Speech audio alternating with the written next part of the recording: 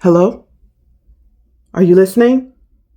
You need to pass the NBCOT exam right now, on your first or your next attempt. And there's 3 things you have to do. Okay? Are you listening? Number 1, you need a plan. Number 2, you need a strategy. And number 3, you need the right resources. So if you or someone you know needs to pass the occupational therapy NBCOT exam, then you need to act right now. Okay? Join me September 5th at 11 a.m. Eastern Standard Time.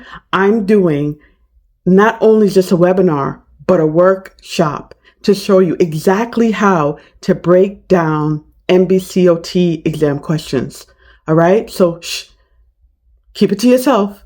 Come and join, because you never know who might be watching, because I'm going to reveal the secret in that webinar. All right? I'll see you then.